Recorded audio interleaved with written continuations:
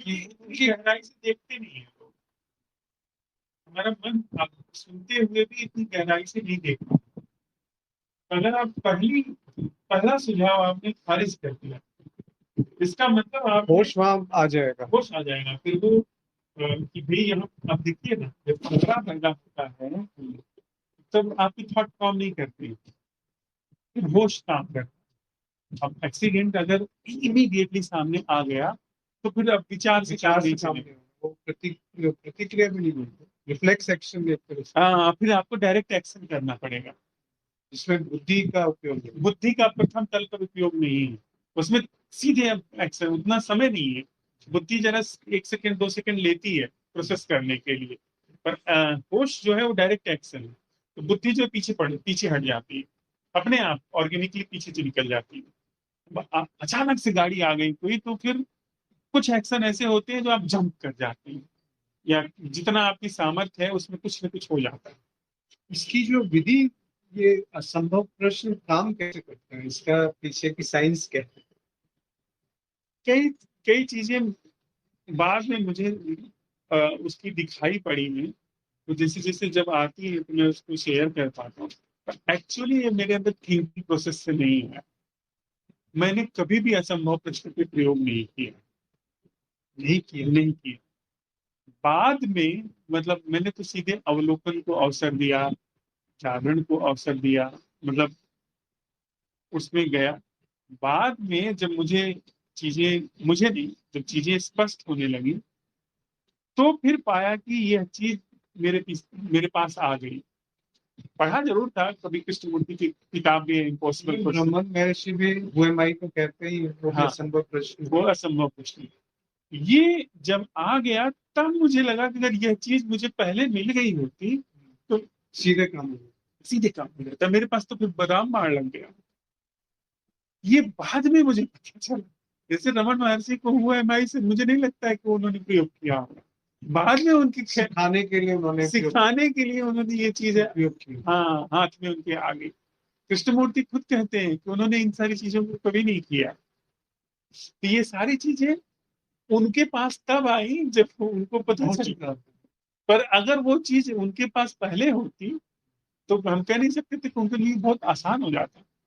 पर मजे की बात है, हम दूसरे व्यक्ति को जब शेयर करते हैं ये बात, तो उसको ये बात उतरती नहीं कि कैसे समझ में। असंभव प्रश्न भी समझ में नहीं आता, मतलब या तो लोगों के अंदर संस्कार की वजह से या आसक्तियों की वजह से वो हाँ, छूटता नहीं, या वो आसपास देखते हैं कि ऐसा ही कुछ जीवन चल रहा है, अगर मैं अपना ध्यान नहीं रखूंगा तो कौन मेरा ध्यान रखेगा, मतलब खाना कौन खिलाएगा अगर मैं खुद नहीं बंदोबस्त करूंगा। तो आंखें छलांग नहीं लगती किसी वजह से।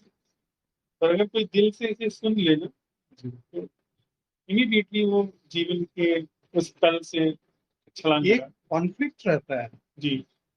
कॉन्फ्लिक्ट मतलब इन द सेंस कि जब ये कीमिया समझ में आ गई, अवलोकन को अवसर भी दिया, थोड़ा सा प्रयोग भी किए, और इसकी सत्यता सत्यापन हो गया, तो उसके बाद संसार में जैसा चल रहा है वैसे ही चलने दें, या उसको एक बिल्कुल रोक करके एक नया जीवन शुरू किया जाए।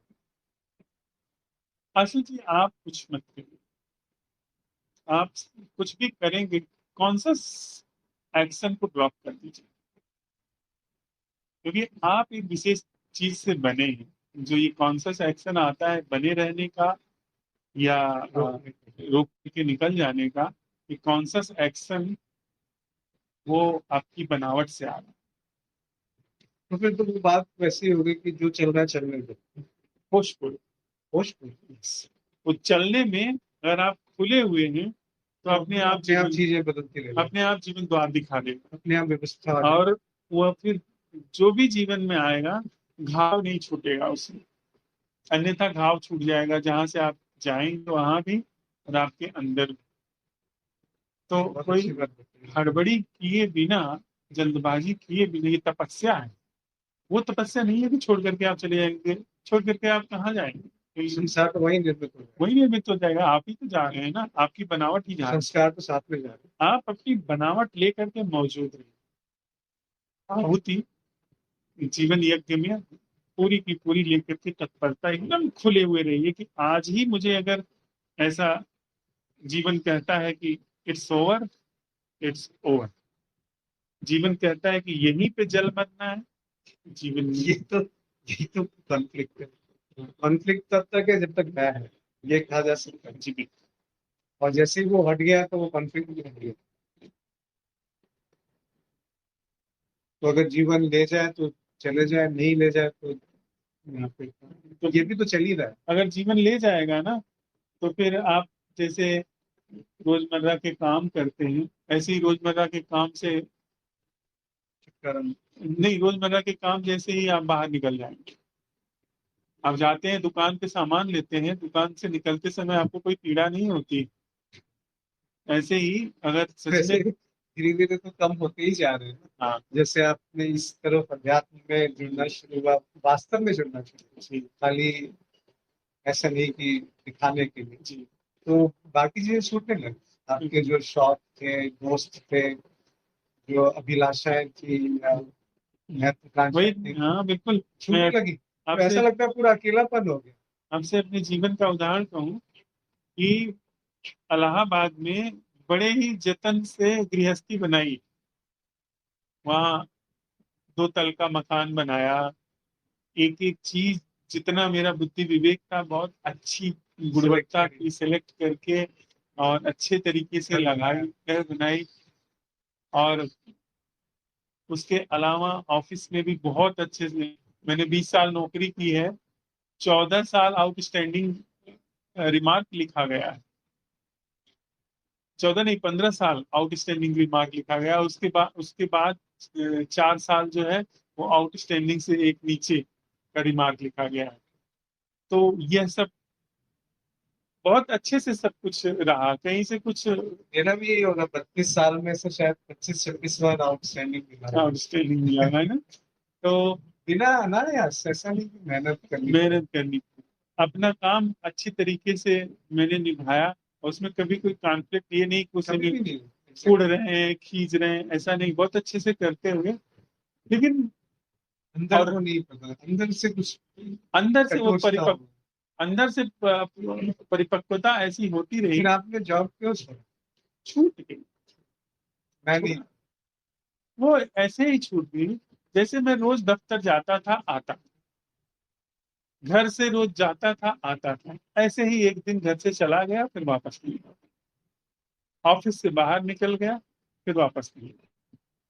मतलब ये समझिए, घर से बाहर निकलने के बाद पलट करके भी नहीं देखा मैंने, एक बार भी ख्याल भी नहीं आया कि जैसे दुनिया में बहुत सारे घर हैं वैसे वो घर, जैसे ये घर है जहाँ बैठा हूँ ऐसे वो घर, बस और कोई अंतर नहीं। जैसे इस घर में आप बैठे हैं और आप साफ सुथरा इसे रखते हैं, ये चादर मुड़ जाती है तो आप ठीक कर लेते हैं, फिर निकल जाएंगे तो याद रहेगा कि हाँ, फैजल का घर था, वहां थे। ऐसे वो भी एक घर याद है कि हाँ वहाँ रहे थे, बस वो याद है। कोई यहाँ समस्या हो जाती है तो ये लोग पूछते हैं कि भाई आप जानते हो तो मदद कर दें, प्लम्बर कुछ समस्या आ गई है तो प्लम्बर को जानते, तो जैसे मैं यहाँ के लिए फोन कर दूंगा अगर जानता होऊंगा आसपास किसी प्लम्बर को, वैसे वहां के लिए फोन कर दूंगा। ऑफिस में सब ने कहा मुझसे कि देखो हम लोग बहुत अनुभवी हैं, जो 1 2 साल जिनके रिटायरमेंट से रह गए थे या तब उससे लेकर के जो कलीग हम उम्र थे, सब ने ये कहा कि लाओ लिख करके दे दें ताम्र पत्र पे कि तुम साल भर बाद यही वापस आओ। वापस आओगे और प्रार्थना पत्र लिए हुए घूमोगे अधिकारियों के आगे पीछे के शामिल करके। हम लोगों ने बहुत जीवन का अनुभव लिया है, देखा है, सब हम जानते हैं। पर वो अपनी भाषा कह रहे थे, अपना अनुभव कह रहे थे। 19 में आपने छोड़ा, हाँ, 4 साल में। 38 साल की उम्र में। तो वहां से बाहर निकलने के बाद आशु जी पलट करके ऑफिस में देखा तक नहीं। बस वो ख्याल ही नहीं आया कि वहां चले जाएं, वहां जैसी कोई चीज हो, जैसे दुकान से निकल गए निकल गए, इस तरह से अंदर परिपक्व। वो कहाँ से आई थी? वो इस शिक्षा से आई थी कि जहां पर हम हैं वहीं पर देखें क्या हो रहा है।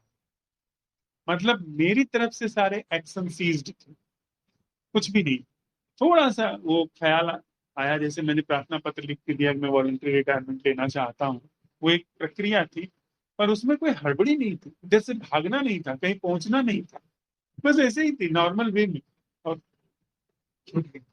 और हो सकता है किसी के लिए छूटने जैसी कोई चीज ही ना हो, वही बना रहे, ये हाँ, स्थिति हो। वही प्रश्न था कि वहां बने रह करके भी पूरी सार्थकता हाँ, बनाई जा रह पर सकती है। वो जीवन तय करता है। क्योंकि प्रश्न यही था कि आप मतलब आपसे भी सुना कि अंत में जो है वो संबंधों में ही उसकी परीक्षा होती है, जो भी ज्ञान आपने लिया है या जो भी सीखा है। संबंधों में परीक्षा भी होती है, और यह भी नहीं है कि संबंध सिर्फ जो हमने डिजाइन किए हैं वो हैं। संबंध का हो सकता है जीवन व्यापक रूप से आपके सामने प्रस्तुत कर दे। हाँ, पर एक जगह संबंध भी टूट जाएगा या टूटता है तो टूटने लगे। टूट जाए या झड़ जाए, दो दो बातें हो सकती हैं। टूट जाए तो जहां से टूटेगा वहां भी घाव होगा, और जो टूटेगा उसमें भी घाव होगा। झड़ जाए, परिपक्व। परिपक्व होकर झड़ जाए, हर चीज की मियाद पूरी हो जाती है। जैसे पर और हम तो तैयार हैं, जैसे अगर मैं मेरे अंदर वैराग्य की या इस तरफ रुचि आ गई तो वो तो तैयार है, पर जो दूसरा है वो उसको जकड़ के रखना चाहिए। उसके भी अपने ढंग है। अब पेड़ अगर पकड़ के रखना भी चाहता है, पर फल पक गया है तो कब झड़ तक जाएगा। पकड़ेगा उसको।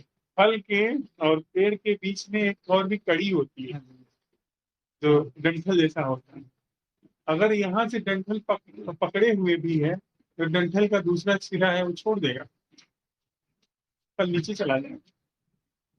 तो उसके यहाँ स्वाभाविक रूप से जो होगा वही स्वाभाविक रूप से जो बिल्कुल ऑर्गेनिकली जो होगा हो जाएगा। वो ज्यादा उछल, वो अन्यथा कहीं पर। ऑर्गेनिकली जो होगा, वो भले उसको बुरा लग रहा है पर उसके लिए भी ठीक। हाँ, ये बात भी अच्छी है।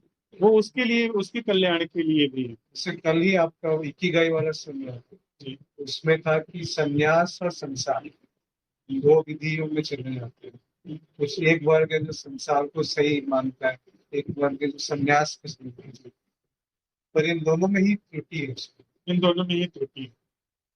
जो वास्तविकता है वो दोनों से भिन्न है। दोनों से भी। ये सही है। हाँ, वास्तविक सर, ये घर जैसी कोई चीज थोड़ी होती है, घर साइड की नहीं। वैसे ही परिवार। परिवार जैसी कोई चीज थोड़ी होती है। परिवार अगर आपकी बुद्धि से निकल गया, आपके खत्म। अंदर से परिवार समाप्त हो जाए, तो फिर अगर बहुत वि- विपरीत से विपरीत परिस्थिति भी है तो आप ये देखेंगे बीमार है लोग। बीमार है, हम्म, मतलब परिवार में बीमार है, हाँ, संबंध में बीमार परिवार या संबंधों में बीमार। मान लीजिए आपके अंदर परिवार काम नहीं कर रहा है, परिवार जैसी कोई चीज नहीं है, आप एक बिल्डिंग में रहते हैं, कुछ लोगों के आसपास रहना आपके लिए डिजाइन है, तो फिर वो आदमी अगर आपके ऊपर बहुत हमलावर है, बहुत सता रहा है, तो फिर आप ऐसी स्थिति में, जैसे कि कोई न्यूरोलॉजिस्ट है जिसके आसपास पागलों बीमार की हो गए। पागलों की भीड़ लगी रहती है। अरे न्यूरोलॉजिस्ट को तो मैंने मारते हुए देखा। मानते हुए जो पेशेंट्स। पेशेंट मारने लगा उसका।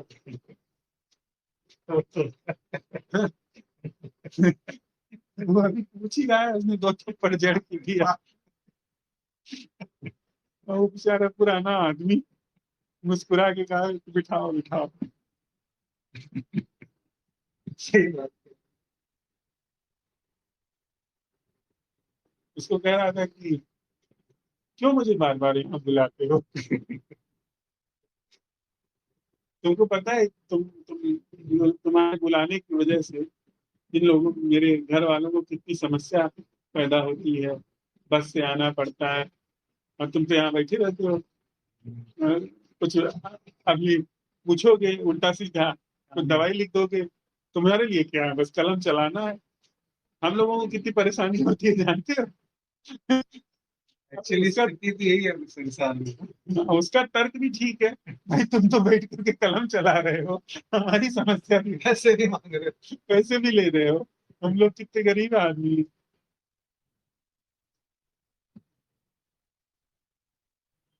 आप अगर साइकिल जो बीमार लोग हैं उनके तर्कों को देखिए, उनके तर्क हमारे तर्क से ज्यादा स्ट्रांग। स्ट्रांग होते हैं।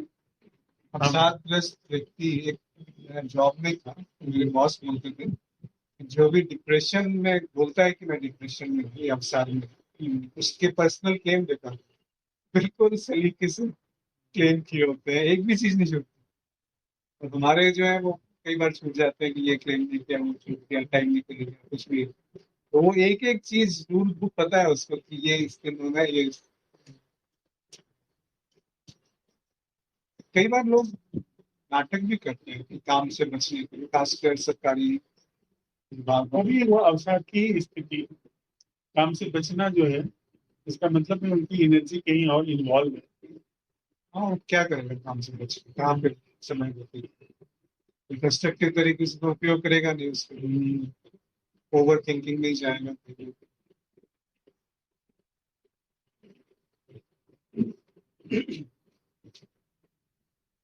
बुद्धि एक शस्त्र भी है और वो आपको नष्ट भी करती है। शस्त्र का मतलब ही होता है कि जो आप दोनों तरीके से इस्तेमाल कर सकते हैं। अग्नि की तरह इधर से किया और सारी की।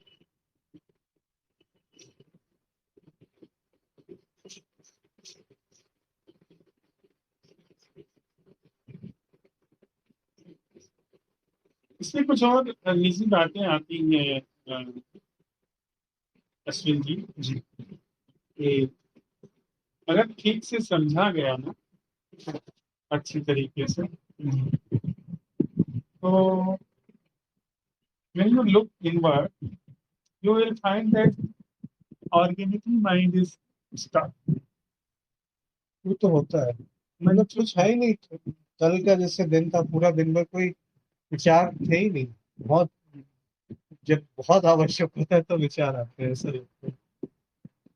ऑर्गेनिकली जो बोल रहे जिस मन को इतना रोकने की चेष्टा की जाती है, हैं। जिस मन को इतना घर के भी कहीं नहीं पहुंचा पाती, मन अपने आप चुप रुक जाए उस इस इंसाइट के गहराने में, कि मुझे जो अनुभव होगा, मैं जो सोचूंगा, वो कंडीशन है inside, बस वो काफी है।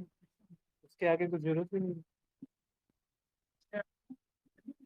inside है। कोई विपස්සना विपස්සना नहीं, कोई सक्रिय सक्रिय ध्यान कुछ भी नहीं, ये सब मतलब बहुत प्रारंभिक स्टेज सर पे रहता है। हाँ, वो इंसाइट इनफ है। और उस इंसाइट में फिर बिना आपको पता चले इंटेलिजेंस वर्क करती है। वही होश करती है। It will open the door. तो आपका एक पहली वाली ऑनलाइन जो ध्यानशाला थी, उसमें जो अंतिम प्रश्न ये आया था कि बिना एक पल गवाए हाँ, मुझ संरचना का समूल अंत क्या है? क्या? बहुत प्रभावशाली प्रश्न। एक एक करके उसको उस स्थिति पे लेके आए कि ये प्रश्न पूछा जा सके। यांत्रिकता, बनावटीपन, फिर उन दोनों के बीच में गैप क्या है, अंतराल क्या है, अंत में वहां पहुंचे कि मुझ। कल भी जैसे बात हो रही थी सुबह, लक्ष्य को लेकर के कितना भ्रम है। वो जैसे उदाहरण दिए जा रहे थे कि प्राइवेट बैंक में क्या होता है, एसबीआई में क्या होता है, दोनों ही तो वैसे एक ही चीज है, फर्क क्या है दोनों? पर वो उतना दिखाई नहीं पड़ता है आदमी को, जब दूसरा कोई दिखाता है तो दिखता है। पर कोई अपने ऊपर प्रयोग करने लगे, ये सारी चीजें उसे तुरंत दिखाई पड़नी शुरू हो जाएंगी। तो इंटेलिजेंस सब चीज को क्योंकि वो लॉजिकली बोले जा रहे थे कि इसमें आपको ओवर प्रोटेक्शन मिला हुआ है, इस वजह से वो लोग काम नहीं कर रहे हैं और एक जगह एक्सप्लॉइटेशन हो रहा है, यही तो जी बात होगी। जी। और एक तरफ इसके था नहीं, ठीक है, अरे ठीक है, मुझे एक ही चीज तो दोनों तरफ से, एक तरफ वाले ये बोल रहे थे कि जॉब सिक्योर्ड है तो काम नहीं कर रहे, दूसरे बोल रहे थे कि वो लोग तो एक्सप्लॉइट कर रहे हैं, उनको काम पैसा दे रहे हैं लेकिन एक्सप्लॉइटेशन चल रहा है। पर दोनों में तो मूल तो एक गलती है ना, दोनों ही तरीके हैं, कि मैं बना हुआ है, कि मैं काम नहीं कर रहा हूँ या मुझे एक्सप्लॉइट किया जा रहा है। और सही सी बात है, लक्ष्य के बिना जीवन मिलता भी नहीं है। सरकारी लोग जो मिलते हैं, उनका कुछ और लक्ष्य हो जाता है। उनका लक्ष्य घर में, निजी जीवन में कुछ और काम कर रहे हैं। प्राइवेट सेक्टर में जो काम कर रहा है उसकी मजबूरी है, उसके सामने रख ऑप्शन नहीं दिया, है। ऑप्शन नहीं है। तो उसको अगर अपने घर के लक्ष्यों को पूरा करना है, यानी निजी लक्ष्यों को पूरा करना है, तो इधर से गुजरना हो इस पूरे प्रोसेस से, उसको इसमें से गुजरना नहीं। जो सरकारी नौकरी सो कॉल्ड कर रहा है, उसको वो बिल्कुल ये लापरवाह है। पुरुष और स्त्री में क्यों इतना भेद होता है? जैसे कि स्त्रियों में पॉजिटिवनेस बहुत होती है, ज्यादातर, सब में नहीं। और पुरुष में थोड़ा फ्रीडम चाहता है वो। स्त्रियां बांध के रहना चाहती है संबंध। ये लंबी कंडीशनिंग से भी हो सकता है। स्त्रियां शारीरिक रूप से कमजोर होने के कारण हमेशा पुरुषों के द्वारा एक्सप्लॉइटेड रही। जी। तो वो एक मजबूत आधार खोजती है। उनका वो मजबूत आधार, वो देखिए ना, वो स्त्री, उसको इस बात से फर्क नहीं पड़ता है कि पुरुष सुंदर है या कम ऐसा सुंदर है, वो सब सेकेंडरी है उसके लिए। जी, वो प्रोटेक्शन चाहिए उसको। बूढ़ा है, जवान है, किस जाति धर्म का है, ये सारी बातें उसके लिए सेकेंडरी है। उसके लिए एक मजबूत आधार जरूरी है। उसके पास पद हो, पैसा हो, नाम हो, तो वो उसको पकड़ लेना चाहिए। फिर उसके बाद अगर वो साथ में सुंदर भी हो तो अच्छा है, साथ में, और उसके पास गुण हो तो अच्छा है। अब वो पकड़ना चाहती है, पकड़ने के बाद फिर वो, पर ये जो संस्कार है ये तो बदलते रहते हैं ना, जैसे कोई पुरुष बना फिर स्त्री बन गया फिर पुरुष बना, ऐसा होता होगा शायद। तो वो हो मिक्सचर है सकता संस्कारों का। हो सकता है उसमें जो चीज डोमिनेंट होगी, 49 और 51 का फासला होता है। जैसे है भी, उसमें 27 गुणसूत्र होते हैं, उसमें 28 होते हैं, इतना ही तो अंतर है ना स्त्री और पुरुष के बनने में। तो क्रोमोसोम्स हैं, एक्स एक्स वाई जो क्रोमोसोम। एक्स वाई, उसमें एक ही तो अंतर है। कुछ शायद स्त्री में एक्स एक्स। हाँ, एक में एक्स एक्स है, एक में एक्स वाई है। हाँ, तो अगर एक्स वाई मिल गया तो फिर लड़का हो गया, और एक्स एक्स ही मिला तो फिर लड़की हो गई। तो बस मतलब एक ही का अनुपात का अंतर है। तो हमारी जो टेंडेंसी है उसमें हो सकता है ये चीजें काम करती हूँ, कि जिसमें ज्यादा इनसिक्योरिटी होगी, ज्यादा पजेसिवनेस होगी, वो उस देह में आ सकती एक और प्रश्न है कि जैसे मनुष्य चेतना ही मैं है, और मैं जो है मनुष्य चेतना को पुष्ट करता हूँ। है। जी। तो उस मनुष्य चेतना की अभिव्यक्ति अलग अलग जगह अलग अलग क्यों रहती है? वो आपस में विभाजन कैसे बन जाता थोड़ा और प्रश्न स्पष्ट करें। है? जैसे कि अगर एक ही है, विभाजित नहीं है मनुष्य चेतना, हम्म। पर इस जगह पे जैसे ये शरीर मन है, इसकी अभिव्यक्ति अलग है, और आप जैसे हैं आपके यहाँ पे अभिव्यक्ति उसी मनुष्य चेतना की मैं के रूप में थोड़ा सा भिन्न अभिव्यक्ति है, हाँ तो दे संस्कारों के रूप हाँ तो देश काल की बहुत सारी कंटेंट शामिल हो जाती है ना। देश काल की बहुत कंटेंट, जैसे चौराहा आपके वाशिंगटन में भी है, चौराहा मुंबई में भी है। में। जी। आदमी उसमें भी जा रहे हैं, आदमी इसमें भी जा रहे हैं, पर यहाँ का आदमी अलग है, वहाँ का आदमी अलग है। यहाँ के चौराहे का रंग कुछ और होगा। जो कपड़े यहाँ लिए, जो कपड़े यहाँ लोग पहने होंगे, जो गाड़ियां यहाँ पर होंगी, तो उस गाड़ियों का एक स्वरूप प्रकट होगा यहाँ। और वाशिंगटन में वहाँ की गाड़ियों का, वहाँ के कपड़ों के रंग पहने अलग हुए तरह से। का प्रकट होगा। पर चौराहा ढंग जो है वो एक वो एक ही। चौराहा ढंग यहाँ भी है, चौराहा ढंग। वो भी इसका अर्थ है कि जो परिवेश में वो बच्चा रहा, उसका ही संस्कार प्रकट हाँ, होता बहुत सारी चीजें एक दूसरे में पास हो रही हैं। इंसान तो बहुत कॉम्प्लिकेटेड है। तो संरचना है। मौलिक भी होता है, जैसे बच्चा पैदा होता है वो अपने साथ ही कुछ डीएनए लेके पैदा होता हाँ, है। पैदा दोनों हो चीजें सकता हैं। है, दोनों चीजें हो सकती हैं। पैदा होता है कुछ पैटर्न लेकर के पैदा होता है, जिसको हमने पुनर्जन्म की भी बात कही है। पुनर्जन्म में कुछ पैटर्न्स के होते हैं। अगर हम पुनर्जन्म की बात करें तो पैटर्न का ही, जिस तरीके से हम आप जी रहे हैं, यही एक, इसमें शरीर छूट जाएगा, माइंड छूट जाएगा, पर जो मोमेंटम है पैटर्न का, वो बना वो कंटिन्यूड हो जाएगा। तो वो दूसरे शरीर को फिर उसी को कारण शरीर उस कारण शरीर को वही पैदा। और आत्मज्ञान की जो हम लोग अभी चर्चा कर रहे हैं, अमोल प्रस्तुति, कारण शरीर टूट जाए, क्योंकि पैटर्न, आपने अगर सवाल उठाया कि बिना पैटर्न के जीना क्या है, तो कारण शरीर के बचने का कोई उपाय नहीं रहा। तो वही जो सवाल है कि संस्कारों से मुक्त जीवन क्या है? संस्कारों से मुक्त, तो अब कारण शरीर पे सीधे कारण बात। शरीर ही संस्कार है। और कारण शरीर पे अगर सीधे काम हो रहा है तो बाकी सारे शरीर तो गए। अपने आप ही खत्म हो गया। गांठ नहीं रहा, मतलब उनसे वो बंधन नहीं रहा एक तरह से। बंधन नहीं रहा। तो मुक्ति तो तत्क्षण है जब साधना नहीं है, यस, गुरु नहीं है, विधि नहीं है। बहुत सरल है सर, बहुत सरल है। मुझे लगता है कि ये इतना सरल है, इसकी वजह से नहीं ख्याल रहा है। एग्जैक्टली। अन्यथा हर व्यक्ति को मुक्ति पहले जीवन में अगर कभी हालांकि अगर बिल्कुल सभ्य समाज होगी, सभ्य का मतलब कि बिल्कुल ही अ,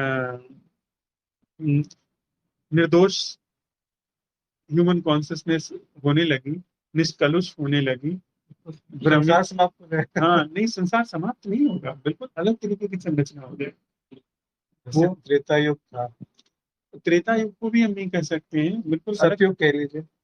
वो अलग तरीके का, उसमें भी हम अभी जिस तरीके के हमारे पास लेख उपलब्ध होते हैं, उसमें भी इसका ही एक स्वरूप दिखाई पड़ता है। और वहां पर भी राम रावण है, वहां पर भी हिरण्यकश्यप हिरणाक्ष है, नरसिंह अवतार हो रहा है, शुक्र अवतार हो रहा है, तो वो हमारे ही पैटर्न का जरा सा अदला विस्तृत बदला रूप। रूप है। हम बिल्कुल एक अलग ही, जिसकी अभी हमें कोई भी जानकारी नहीं है, उसकी ये तरफ। जैसे अभी से जो पिछली सदी में, 19वीं सदी में जो गुरु हुए, तो उन सब ने साधना पे बहुत जोर दिया। जैसे परमहंस योगानंद जी, विवेकानंद, वहाँ पे ठीक है अद्वैत की बात भी हुई है, पर उस पे उतना फोकस नहीं रहा।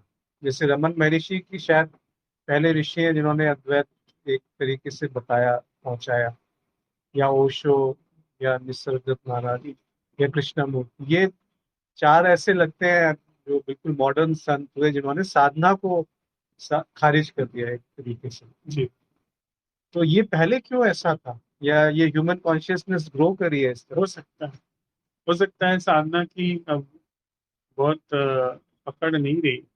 अब सीधे एक्शन के लिए माइंड जो है उतना, हो सकता है कि वो इतना उन्नत भी हुआ हो, और सीधे एक्शन के अलावा। वैल्यूएशन ही है एक तरह से।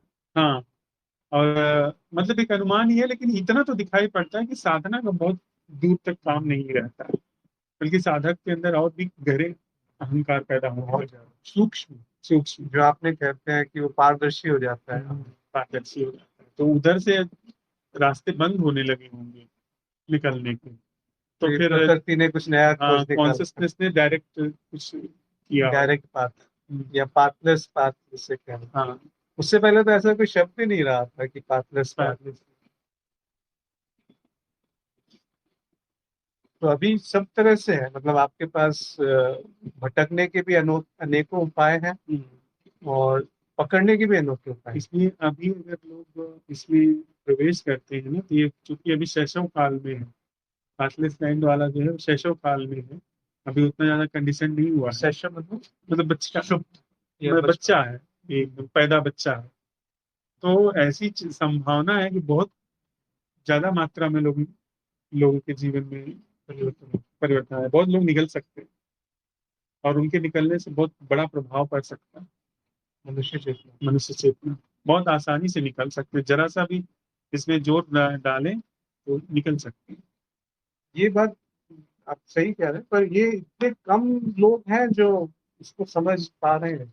ये नहीं, बात थोड़ा विश्वास में नहीं हो पाती नहीं कि बात 800 ये है ना। करोड़ हैं, उसमें से कुछ गिने चुने हैं, या 100 लोग हैं, 200 लोग हैं, मतलब संख्या देना तो बेकार की बात है, पर फिर भी जस्ट एक अनुमान लगाया जाए। इसकी गुणवत्ता जरा बिल्कुल भिन्न तल की है, बिल्कुल भिन्न तल। इसकी गुणवत्ता कुछ प्रकाश जैसी, आलोक। आलोक जैसी। तो आप अंधकार की मात्रा से प्रकाश की मात्रा की तुलना नहीं कर सकते। अंधकार कितना भी आपको दिखाई पड़ता हो, तो मोमेंट प्रकाश में की गायब हो मात्रा के सामने वो कुछ भी नहीं। जाता तो 800 करोड़ लोग हैं सोए हुए, उसमें एक व्यक्ति के जागने की जो मात्रा है, उस जागने की मात्रा के सामने सोने की मात्रा न के बराबर। गुणवत्ता। गुणवत्ता, तो इसका अर्थ क्या होगा? मतलब एक व्यक्ति अगर जागा हुआ है 800 में बहुत से। प्रभाव पड़ सकता है, बहुत। अच्छा। उसका बहुत व्यापक प्रभाव पड़ सकता है एक व्यक्ति के जागने से। लेकिन हमारा तर्क आता है फिर हुआ क्यों नहीं। मतलब क्या अभी इतने कम लोग जागे हैं कि इतना अंधकार फैला हुआ है? हाँ, उसके बहुत सारे और भी फैक्टर्स, पर वो सब कयास है हाँ। अनुमान लगाने का। पर और भी फैक्टर्स नजर आते हैं कि लोग सुनने के लिए राजी नहीं होते। प्रकाश तो वो है, भी संस्कार की वजह से। संस्कार, प्रकाश तो है, पर अब कोई व्यक्ति आंख मूंदे ही पड़ा रहे तो क्या किया जाए? क्या किया जा सकता मतलब आप सोए को उठा सकते हैं, बट जो जागा हुआ सोया है तो है? उसको उसको नहीं कैसे उठा? उठा सकते। ऐसे ऐसे फैक्टर्स आ जाते हैं। यहाँ ये भी दिखता है कि लोग दुख से भरपूर है, और जैसे ही आप उनको सोल्यूशन बताने जाओ तो वो आपको ही खाने को दौड़ते हैं कि तुमको। कितनी बार अब मैं जैसे अपनी व्यक्तिगत भी बात करूं तो वैसा ही है। मेरे को दिख रहा है कि दुख का कारण क्या है सामने, पर वो छोड़ना नहीं चाहते। तो वहां पे भी आप, जो आपका एक विधि है वो, कि विपरीत स्थिति में स्वयं को देखो, वही काम करना चाहिए कि हम बिल्कुल। अपने अंदर क्या प्रतिक्रिया हो रही है। मेरे अंदर क्या हो रहा है वही रामबाण है। चाहे वो कोई प्रशंसा कर रहा हो आपको या कोई निंदा कर रहा हो, और उस प्रशंसा निंदा से आप अपने अंदर अपनी स्तुति कर पाओ कि निंदा करो, यही है कुछ ऐसा, या क्या प्रतिक्रिया हो रही है। उस प्रशंसा से आपके अंदर क्या घट रहा है, फिर क्या रिएक्शन आ रहा है। जैसे ही आप मुझे कुछ कहते हैं, ऑर्गेनिक मतलब मैकेनिकली कुछ पॉपअप हो जाता है मेरे अंदर, तो वो जी। क्या पॉपअप हुआ। और जैसे ही किसी व्यक्ति ने कहा क्या पॉपअप हुआ, वो जो पॉपअप हुआ, जो प्रोसेस एक्टिव हुई, वही मैं हूँ। Just look at yourself, वहीं मतलब पे रुक जाओ। Just look your that process, you are that.